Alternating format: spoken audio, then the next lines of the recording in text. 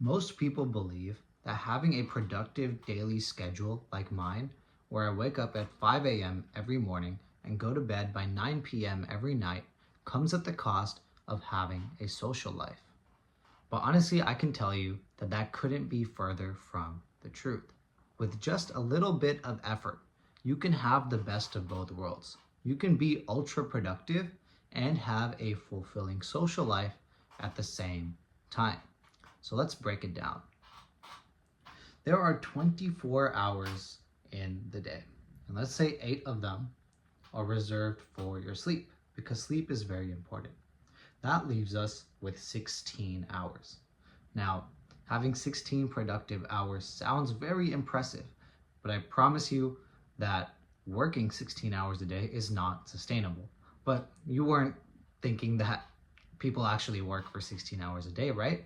But the principle that I'm trying to talk about here is the idea of Parkinson's law. Parkinson's law states that work expands to fill the time that you allot for it. So for example, if you give yourself 10 hours a day to do your work, right? The idea is if you gave yourself 6 hours to do that work, you'd probably get either all of it or at least most of it done in those 6 hours. And you've just saved 4 hours, right? So you can actually apply this principle to your work, right? Let's say you normally spend 8 hours a day working, which is pretty standard, right? Most people work for 8 hours. Now allot yourself 4 hours to do that work. And I promise you, this is what worked for me. You will get like 80% of that work done in the 4 hours. It's kind of insane how that works. Parkinson's law is so powerful. So now that you saved all this extra time, like what do you do with it? And that's where having the social life comes in. Rest is so important because, how do I put this? We want to optimize for the long term, right?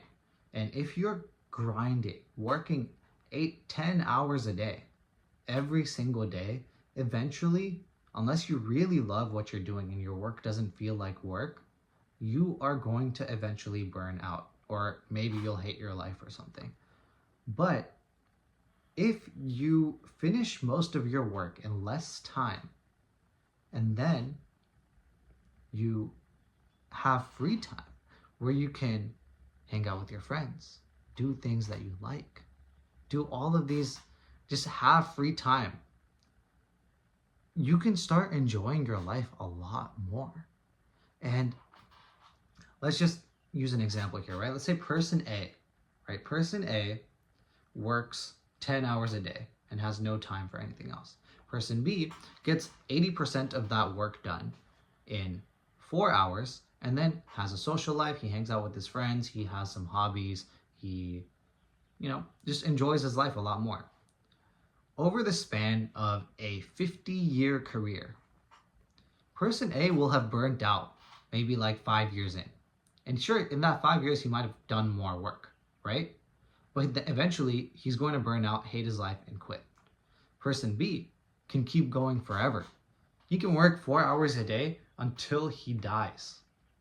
And in the long run, he's going to end up producing a lot more. So therefore, he's a more productive person.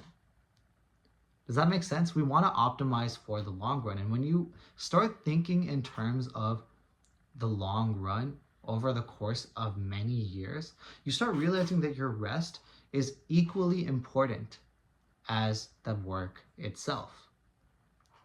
So just like we allot focused time to do your work, you can allot time to spend quality time with your friends so you can have a social life. You can set aside just time to hang out. You can put it in your schedule. That's actually what I do. I put it in my schedule. And a true friend will understand that you're on a schedule that will improve your life. Just like mine did. My friends understand that I go to bed by 9 p.m. every night. So sometimes we'll hang out earlier. We'll hang out at 5 or 6 p.m. instead of how most people usually hang out at like 8 or 9 p.m. And that would be too late for me on most days. And if your friends don't support that and they just won't hang out with you if you don't hang out on their schedule, then maybe it's time to question whether, like, how good of a friend they are and whether you really want them to be in your life. Now, that being said, friendship also requires effort on your end as well, right? So one, you had to communicate with them that you're on this schedule, right? And two, sometimes you do have to make the sacrifice in your routine, and here and there, you're going to have to miss your diet or go to bed past your bedtime in order to spend quality time with your friends. And that's okay because that's part of life. Recently, I passed my qualifying exam for my PhD and I went out for dinner with my friends and we ended up staying out a lot, way past my bedtime. Am I hung up about it?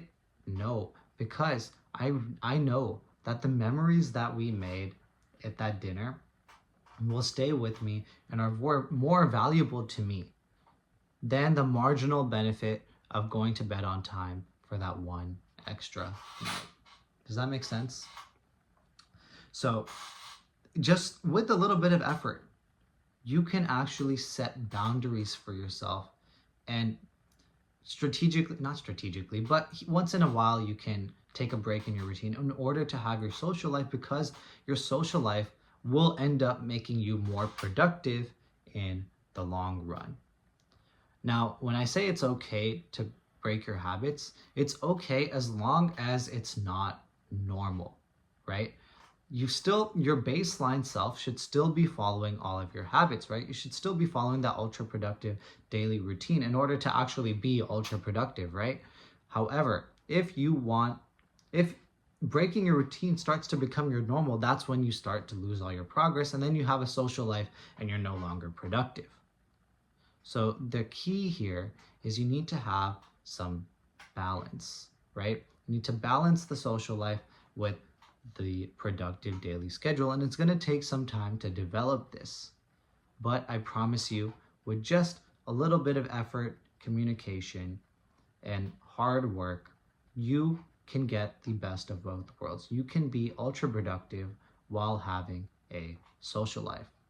Anyways, that's it for this video, and I will see you next time.